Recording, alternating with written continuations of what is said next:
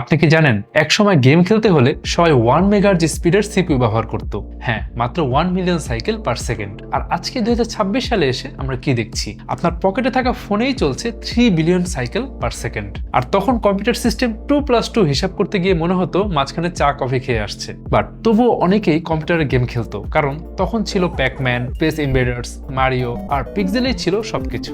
যাই হোক, আজকে আমরা প্রত্যেকটা সিপিইউ ইরা নিয়ে জানবো। সিপিইউ কিভাবে আস্তে আস্তে এত পাওয়ারফুল হলো, আর কিভাবে ইন্টেল ভার্সেস এএমডি যুদ্ধটা কম্পিউটিং দুনিয়াকে বদলে দিল। হাই, আপনি দেখছেন কিউবিটস টেক, সাথেই থাকুন।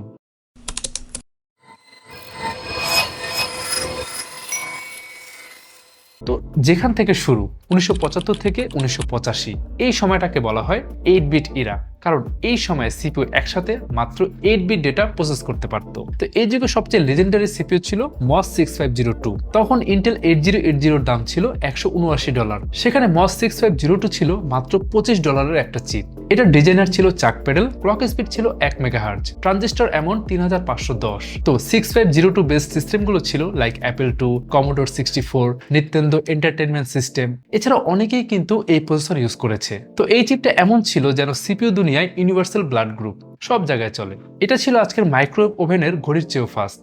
জানলে অবাক হবেন, ডেভেলপাররা এই চিপ দিয়ে বানিয়েছিল সুপার মারিও ব্রোস। পুরো গেমটার সাইজ ছিল মাত্র 40 কিলোবাইট। ওকে, তারপর এই সময় 1978 সালে ইন্টেল লঞ্চ করলো ইন্টেল 8086। আইবিএম এটাকে ব্যবহার করে বানালো আইবিএম পিসি। তো এখান থেকে আসলে শুরু হলো একটা কম্পিটিশন, কনসোল ভার্সেস পিসি আর মস 6502 ভার্সেস ইন্টেল। আর গেমাররা ঢুকে পড়লো এমন একটা ওয়ারে যে আমার সিস্টেম বেটার নাকি তোমার সিস্টেম।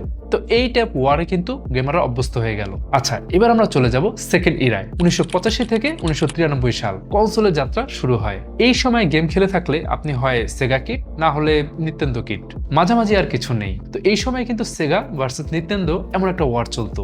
তো সেগা জেনেসিসে ইউজ করা হয়েছিল মোটরোলা 68000 আর সুপার নিনটেন্ডোতে ইউজ করা হয়েছিল রেকো সিপিইউ। তো কাগজে কলমে সেগা ফার্স্ট ছিল, বাট নিনটেন্ডোর গ্রাফিক্স চিপ কিন্তু আবার বেটার ছিল। আচ্ছা, 1993 সালে একটা গেমস লঞ্চ হলো যার নাম ছিল ডুম। এই গেম প্রমাণ করে দিল যে পিসি যা পারে কনসোল কখনো তা পারে না। স্মুথ মুভমেন্ট, কমপ্লেক্স ম্যাপ আর ফাস্ট অ্যাকশন। তো ডুম খেলার জন্য তখন বেটার ছিল ইন্টেল 386 আর ইন্টেল 486 DX2। তো কনসোল গেমাররা কিন্তু ধুমায় ইন্টেল 486 DX2 কেনা শুরু করলো গেমিং এর জন্য। এখান থেকে আসলে পিসি গেমিং আলাদা লেভেলে চলে গেল। ওকে, তারপর থার্ড ইরা, এটার নাম ছিল Intel versus AMD megahertz war. তো ইন্টেল আনলো পেন্টিয়াম 1 60 মেগাহার্জ, পেন্টিয়াম 2 300 মেগাহার্জ, তারপর পেন্টিয়াম 3। আর এএমডি আনলো K6, এটা ছিল 166 মেগাহার্জ থেকে 300 মেগাহার্জের মধ্যে। আর এরপরে অ্যাথলন দিয়ে তো ইতিহাস বানিয়ে ফেললো। অ্যাথলনের স্পিড ছিল 1 গিগাহার্জ, তাই এটাই ছিল প্রথম 1 গিগাহার্জ সিপিইউ যেটা আনলো এএমডি। আর এটা দেখে ইন্টেলের তো একদম মাথা খারাপ হয়ে গেল। তারা ভাবলো আমরা তো এখন পিছিয়ে যাচ্ছি। তাই ঠিক তখনই তারা 1.3 গিগাহার্জ স্পিড দিয়ে নিয়ে আসলো পেন্টিয়াম 4। যদিও এটাকে ডিজাস্টার বলা হয়েছিল, কারণ পেন্টিয়াম 4 মানেই হিট ওভারলোড। বাট ইন্টেল ভেবেছিল ক্লক স্পিড যত বেশি, পারফরমেন্স কিন্তু তত বেশি পাওয়া যাবে। আর পেন্টিয়াম 4 তৈরি হয়েছিল এই লক্ষ্য নিয়েই। এই ধারণাটাই আসলে ভুল ছিল। তো ক্লক স্পিড বাড়লেও পারফরমেন্স পার ক্লক কিন্তু কমে গেল।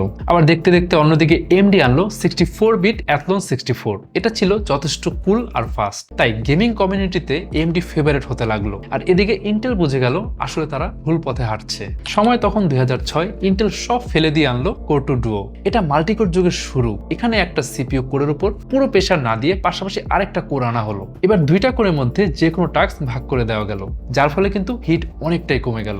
এই কনসেপ্টে কিন্তু ইন্টেলের হাইপার থ্রেডিং, ওয়াট core, i3, i5, i7 processor এলো।